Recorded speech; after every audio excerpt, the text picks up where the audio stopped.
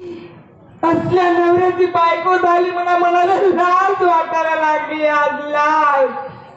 कुठे जाऊ मी कुठे जाऊ कुठे जाऊ.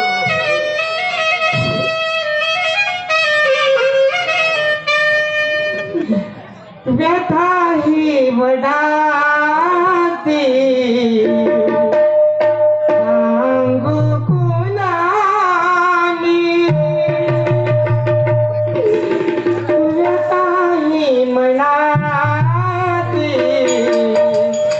सांगू कुणाला जाऊ कुठे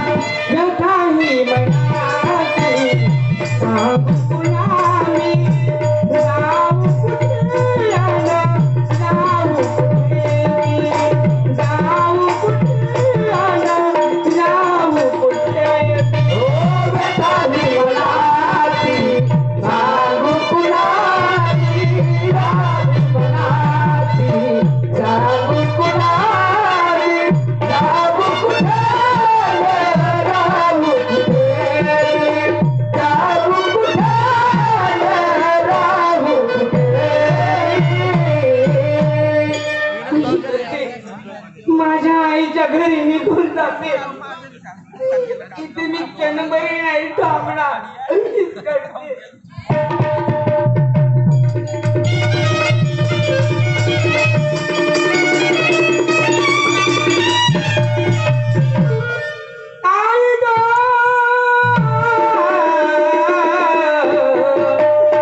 माझी आई म्हणला आई ग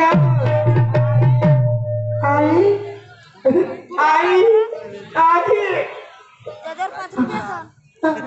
शिला कौमा. अरे अरे देवा कौमा काऊन रडत आलीस काय झालं मा बेटा. आई मी तुझ्या घरून आता कधी कधी कधी जाणार नाही कधी. काय झालं मग काही झगडा वगैरे झाला का माझ्या जवळसोबत. हे बघ जाऊ दे त्या गोष्टी नंतर सांगशील मला. चाल चल अगोदर घरी चाल पाणी पे तू.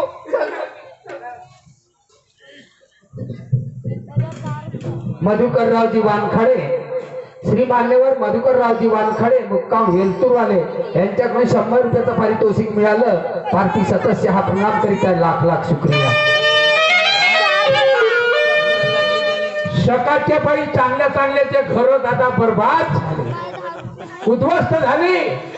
बघा मास्तर शाळेचा आणि बापानं जे सांगितलं ते सून करून राहिली. तिची का गलती आहे मा बाप का गलती आहे. स्वतःच लेकरू समजून आपल्या छातीला लावते त्याचा लाड करते. काय गुन्हा केला त्या पोरी. पहा हे नजर तुझी खराब आहे.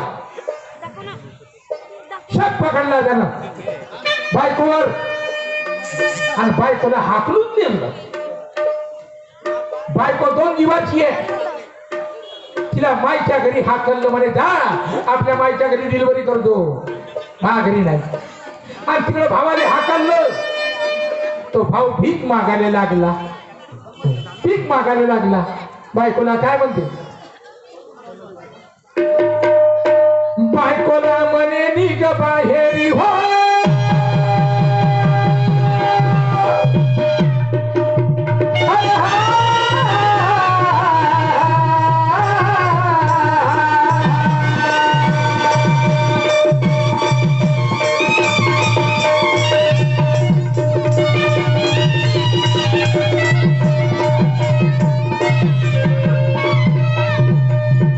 बायकोला म्हणे माहेरी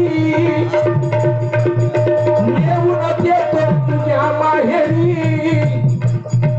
बाळपणा करतो आईच्या घरी राजवान तान राजवान तान राजवान तान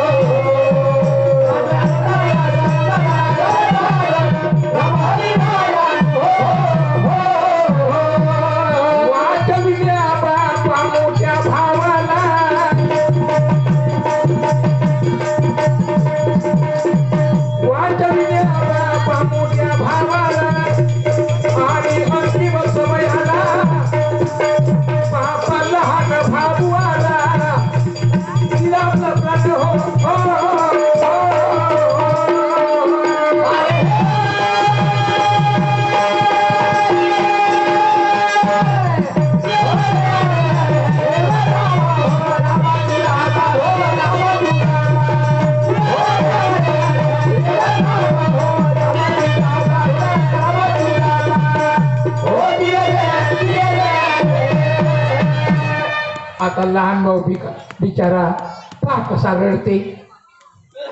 रडते आणि तो काका बडबडते आपल्या मनातल्या मनात रडत जाते देवा कुठं जाऊ देवा मा बाप राहिला असता तर मला नसतं हकललं पण आज माझ्या भावानं त्याला समजते सगळं पण ते सगळं समजते पण त्याचे हातपाय लुले असल्या कारणानं तो काम करू शकत नाही काही करू शकत नाही पण त्याच्या डोक्यानं समजते झाले याच्यातला काही भाग नाही अर्धी अक्कल आहे त्याला अर्धी अक्कल आहे काय आता भीक मागायला निघते बघा सायलेंट भाऊ ढोक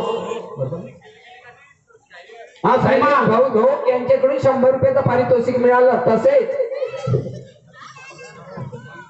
हा बनपट्टी ढोक